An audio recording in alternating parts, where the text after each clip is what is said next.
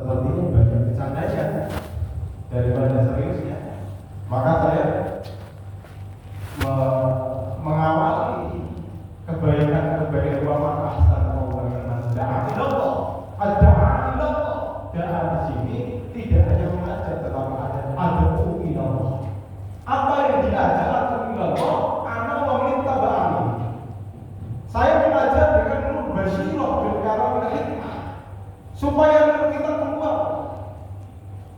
Maka di Jawa itu sudah menjadi adat kebiasaan, terutama di daerah saya, cerita sedikit.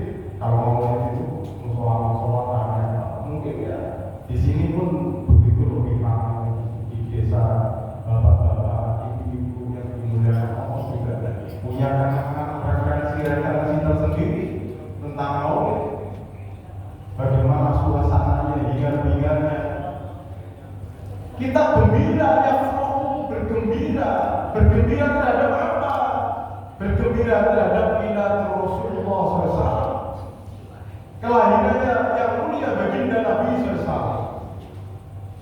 Dan ini bagian dari perintah agama. Bergembira akan hal-hal nikmat yang besar itu adalah berita gembira. Bersyukur terhadap nikmat karunia yang datangnya dari Allah ini merupakan satu kewajiban yang betul-betul Allah SWT tekankan dalam Al-Quran. Makanya Allah Ta'ala ancam orang-orang yang tidak pandai bersyukur dengan inna adabi lasyadid. Coba. Pertama Allah Ta'ala jadikan kamu bisa syukur, ya Allah SWT senang. Kalau kamu tidak bisa syukur, maka Allah tegaskan inna adabi lasyadid. Tapi ada satu kenikmatan di dunia ini yang kamu perlu. Apa yang paling besar? Kenikmatan apa yang paling besar di dunia ini? Punya mobil, banyak yang punya mobil. Punya motor, banyak juga. Badan sehat ini kenikmatan juga. Tapi kenikmatan yang agung ini telah ulama sampaikan di mimbar-mimbar, di majlis-majlis taklim. Pertama, kenikmatan iman, kenikmatan Islam.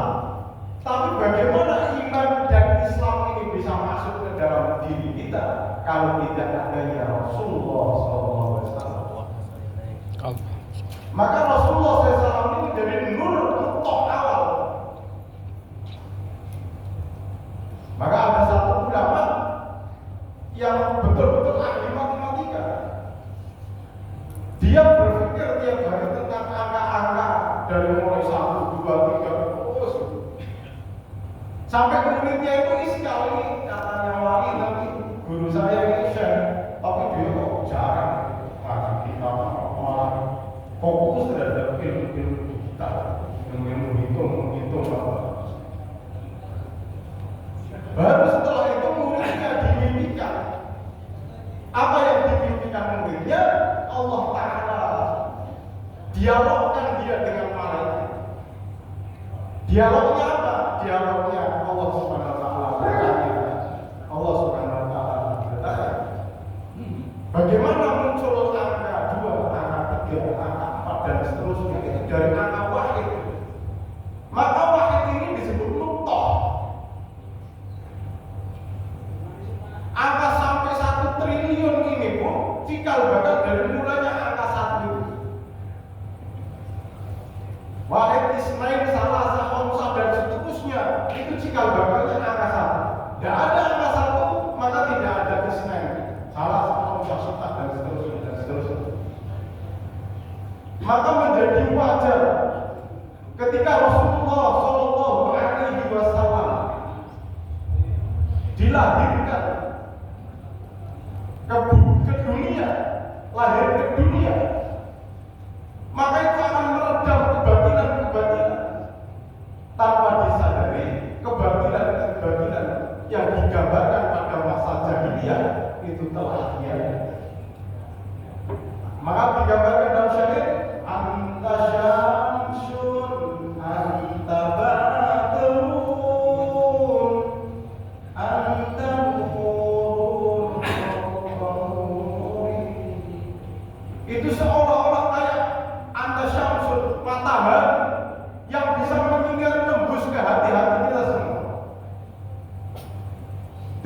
kecil Rasulullah SAW sudah terkenal sini. Amanah, tabligh, fatonah. Itu bukan orang Islam sendiri yang menggelar, tetapi musuh-musuh Islam juga menggelarnya juga seperti itu. Terbukti ketika perselisihan pada waktu itu terjadi, bagaimana setiap kabilah ingin memindahkan batu yang mulia di dalam Ka'bah itu. Pondasinya sebagai toh awal renovasi Ka'bah. Justru Nabi SAW yang dimintai pendapat.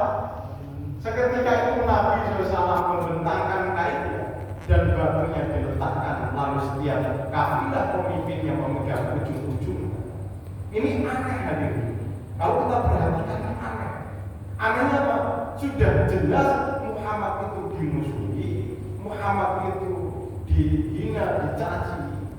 Tetapi hadirin, setiap ada perselisihan terhadap orang-orang di masanya pada waktu itu, justru Rasulullah SAW menjadi jalan tengah. Berarti secara tidak langsung orang yang tidak mengimani Muhammad SAW pun mengakui kredibilitas Muhammad SAW. Maka apa yang keluar dari lisan Rasulullah SAW ini, Allah Ta'ala gambarkan memang wahyuha, tidak asal ngomong saja, tetapi memang gambarannya Allah desain, Allah setting. Coba kita baca hadis-hadis Nabi SAW, apa enggak aja itu?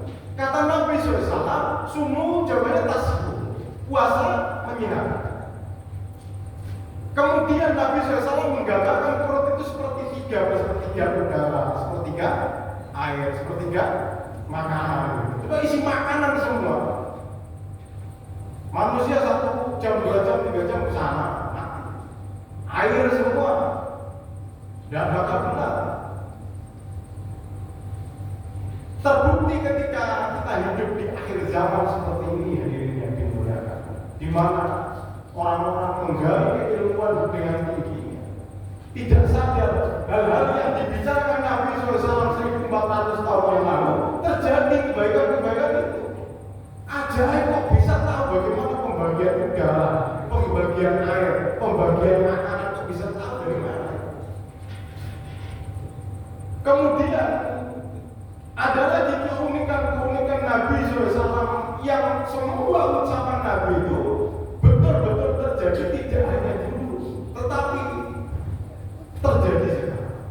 Saya waktu zaman tidak ajarin sama Yudo'ani bin Wasan. Ketika umat ini sudah bercerai, kemudian tidak lagi bersatu dalam kebaikan-kebaikan, maka akan timbul pendapat-pendapat yang datang dari akalnya. Makanya orang ini aneh. Anehnya apa?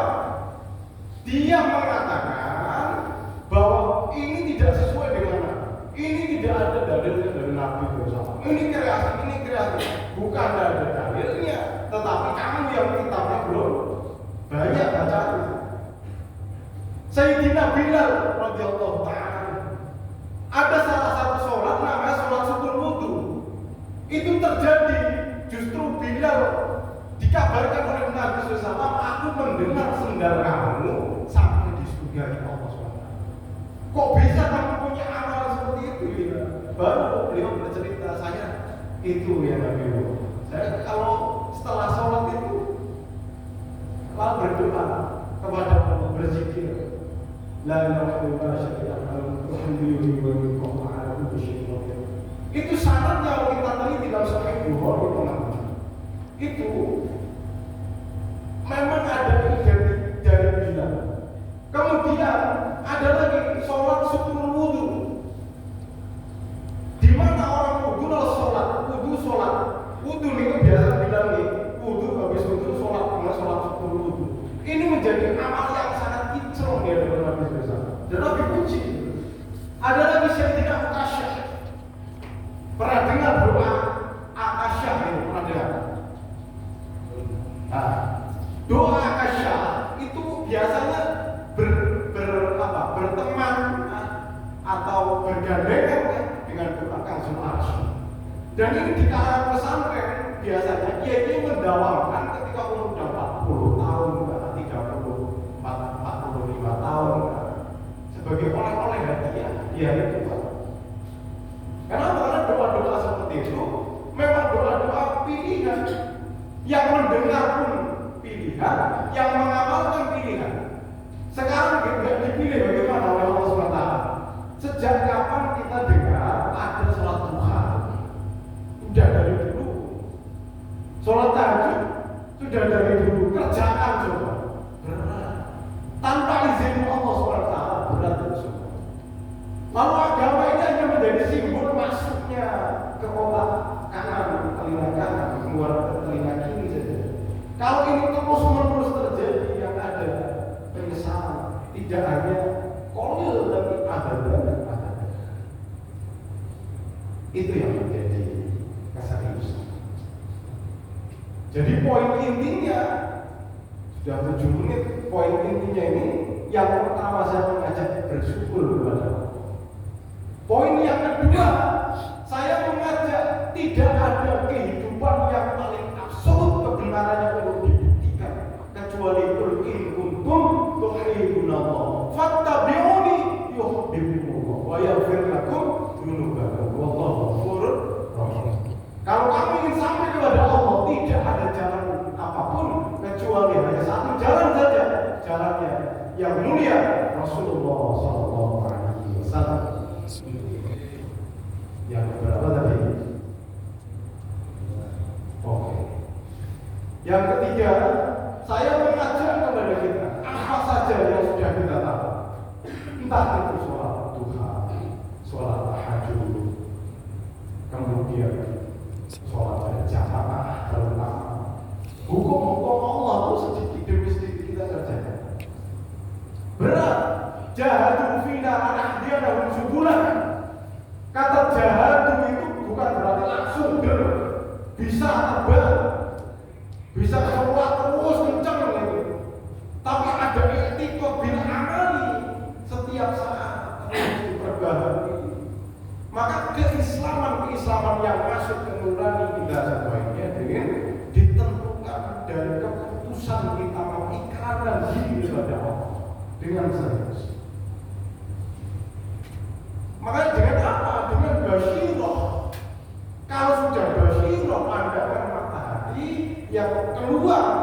Contoh, ada bertanya, Pak Ustaz, katanya orang Islam itu dibekali Quran, dibekali hadis Nabi, ditunggu oleh kiai, saling dengar nasihat-nasihat, tapi kok tingkat kemaksiatan yang memberikan tidak jarang terjadi justru di kalangan umat Islam. Dia mencoba mengirim opini kepada kisah-kisah yang ditunjukkan kepada globalnya Islam, padahal itu hanya oknum saja. Entah dia membaca kekerasan terhadap guru, kekerasan anak, kekerasan di pesantren, kekerasan di sekolah. Kok anak pendidikan Al-Quran kok begitu? Dengan santainya Pak Kiai Jadi atau Ustaz tadi menjawab, Al-Quran itu sistematisnya memang hudalin nas, hudalin muttaqin, Al-Furqan, apalagi banyak petunjuk bagi manusia. Apa bedanya saya bercerita air ini bisa menghilangkan haus? Air ini dikemas dengan kemasan yang terbaik. Air ini diproses dengan proses yang sterilisasinya bisa dipertanggungjawabkan. Pokoknya kamu bisa minum air ini langsung bisa terbang. Begitu. Tetapi sampai mati pun kemanfaatan air ini tidak akan pernah kita dapatkan kalau kita tidak mau minum. Bisa dipahami? Di situlah maka agama itu Nabi SAW wa ma arsalnaka illa rahmatan. Kemudian ayat yang ini uswatun hasanah gitu, gimana depannya? Pak Devi, gimana depannya? Laqad kana lakum fi rasulillahi uswatun hasanah. Kenapa enggak laqad kana lakum fi rasulillahi mau'izatul hasanah gitu? Kenapa? Karena Nabi itu enggak cuma ngomong, tapi ada praktek di situ.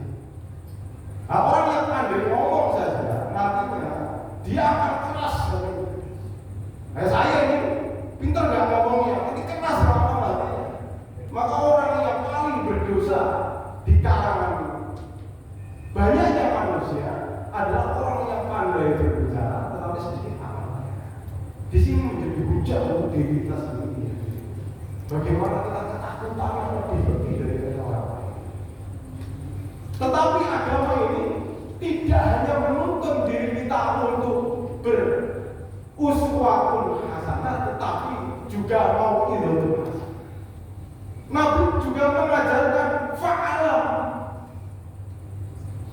Bagaimana kamu diajar, tapi juga mengajar. Kamu memberi, kamu menerima. Batek and give. Maka Islam itu sebenarnya benar sekali. Nabi itu bukan sosok yang menakutkan, tapi ini doakan terus. Mau apa? Mencoba perdagangan. Nabi itu pedagang yang handal.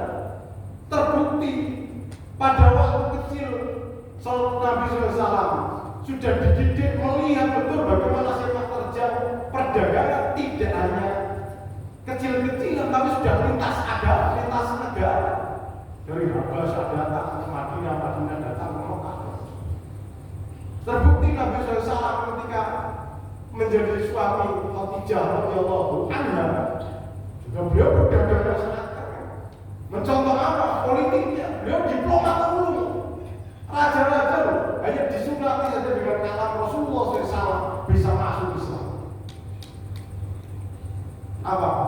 Fighter, berantemnya jago tapi pada suatu ketika ada orang yang belum memakai topeng. Padahal di kalangan sahabat-sahabat itu, Sayyidina Ali itu jago sekali bertempurnya. Tetapi kok kalah dengan orang yang memakai topeng siapa? Ternyata setelah dibuka, ternyata yang memakai topeng itu adalah yang mulia Rasulullah SAW. Maka dari sudut pandang apa saja nggak bisa dicaci Rasulullah. Memang harus dipuji. Lalu bagaimana dengan orang-orang yang belajar tiba terhadap Nabi SAW? Bagaimana ketika dia masuk ke kamar mandi membaca doa? Mau tidur membaca doa. Bismillahirrahmanirrahim.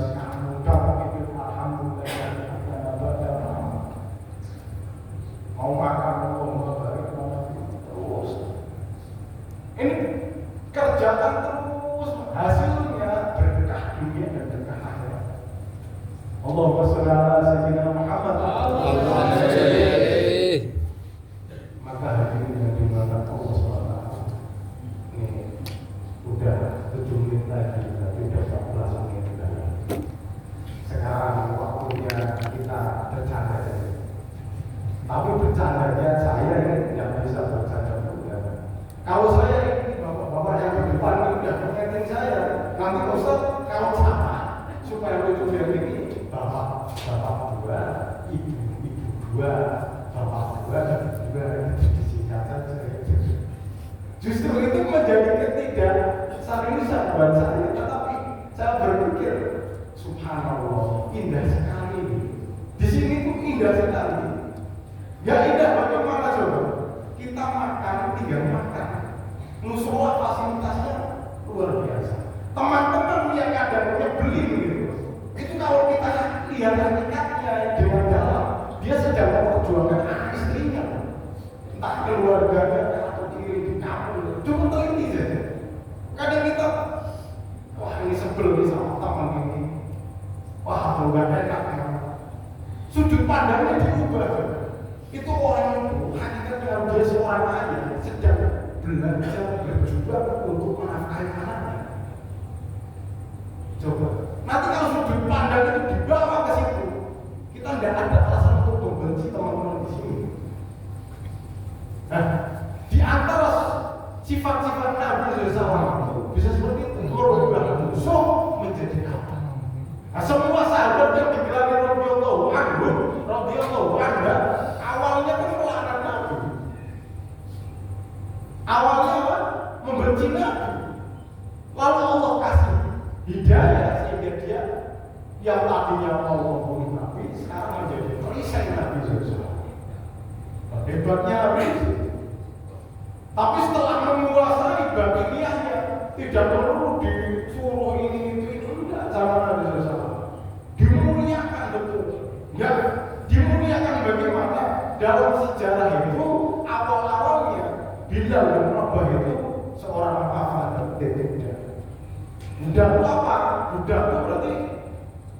secara ini ya, metodologinya orang manusia dibeli, lalu kamu menganggap saya itu Tuhan kamu. Apa yang keluar dari lisan saya kamu harus menyangka. Udah betul. Tapi diangkat derajatnya oleh Islam. Kamu menjadi apa? Menjadi gubernur. Benar nggak? Menjadi gubernur mana tuh? Ya. Secara baca. Jadi hadirin yang dimuliakan Allah Subhanahu wa Ta'ala, kalau kita amati ya, amati betul-betul. Justru waktunya, saatnya kita yang sedang Allah Ta'ala kembarakan. Kan kita sedang mengembara pelancong yang suatu hari harus pulang. Kita diumbar di dunia ini. Buku panduannya bukan dengan desitakan. Kita diberi akal dan pikiran mengenai bagaimana memilah setiap kebaikan. Lalu kita diberi hak negatif oleh Allah SWT. Kullu nafsin dan nanti ciptaanku itu akan saya matikan. Tapi kematiannya itu saya rahasiakan. Itu kan lebih mengerikan daripada orang yang dihukum mati. Kalau orang dihukum mati itu jelas hakim memutuskan tanggal sekian, jam sekian, bulan sekian, kamu akan mati. Persiapannya secara mental ada. Kita kan lebih mengerikan. Coba teliti saja. Kamu saya hidupkan, terserah mau ngapain, ada bukan habis. Tetapi suatu hari saya nggak akan kasih tahu kamu. Saya ambil nyawa kamu, saya ambil nyawa kamu. Kau lebih menakutkan ya? Oke, serius betul manfaatkan betul setiap waktu yang keluar. Bagaimana kita mengawali kerja kita dengan Bismillahirrahmanirrahim. Memulai pekerjaan Bismillahirrahmanirrahim. Apa saja dimulai minallah, illallah, la ilaha illallah, al-malikul haqqul mubin, Muhammadur Rasulullah, Shadiqul wa'dil amin. La ilaha illallah, al-malikul haqqul mubin, Muhammadur Rasulullah, Shadiqul wa'dil amin. Coba merenung gitu. Kamu nggak dapat tidur, teman satu tidur. Apa yang dilakukan? Malam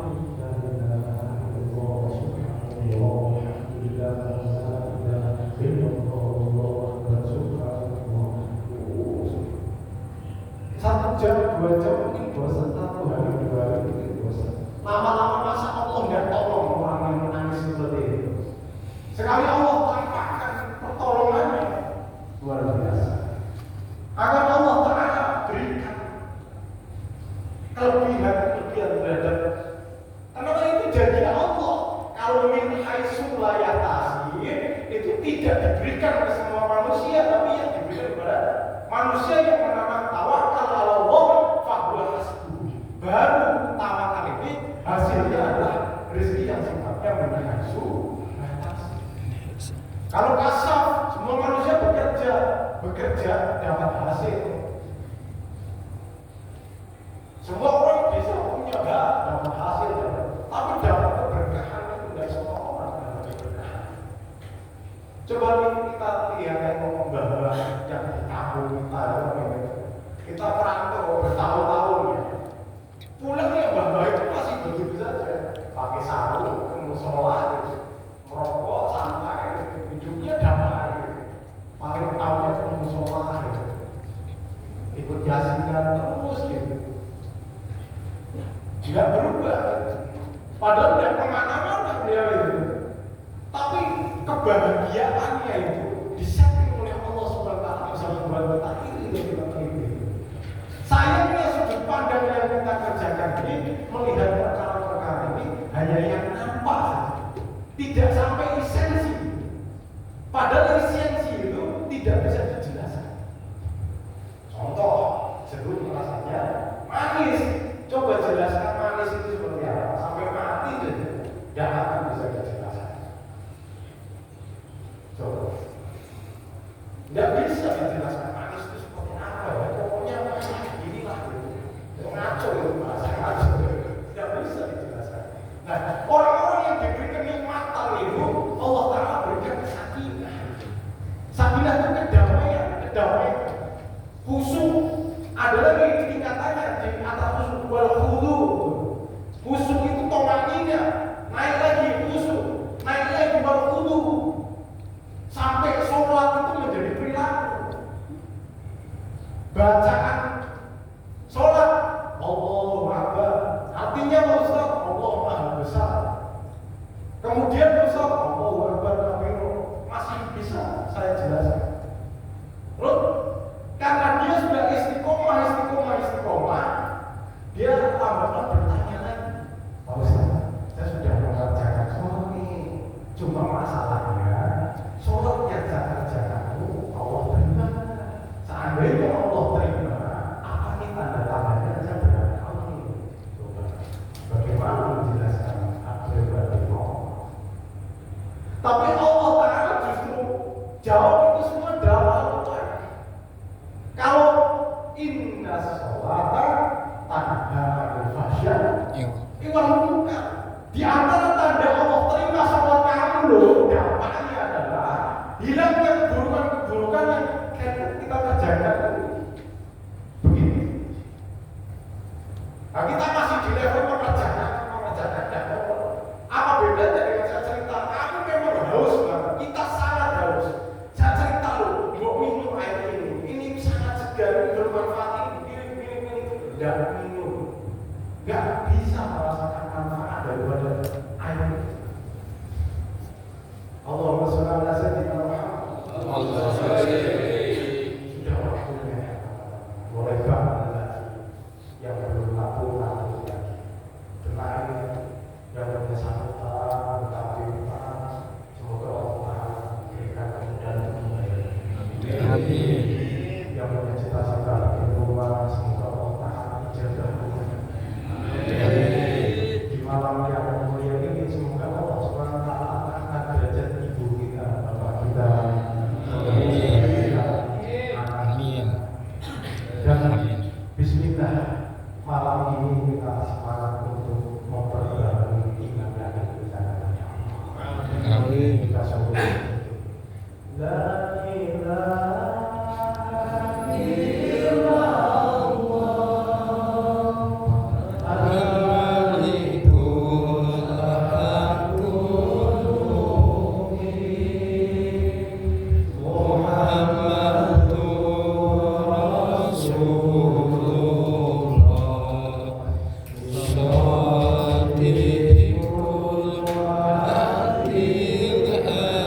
amin.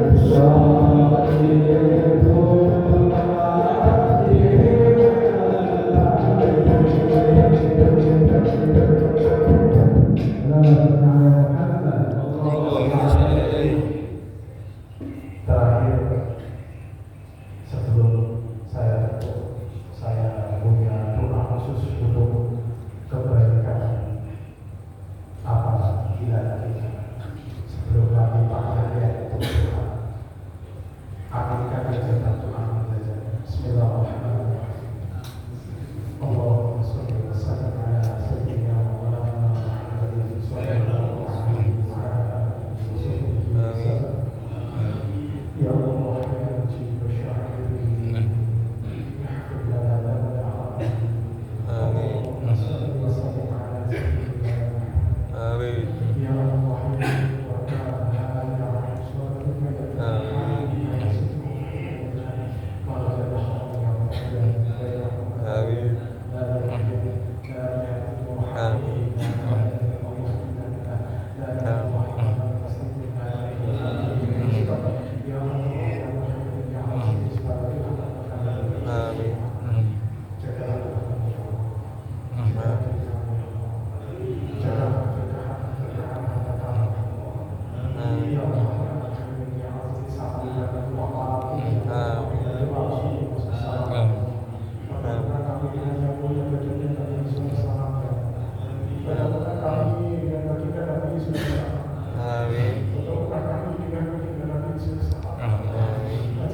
Amin.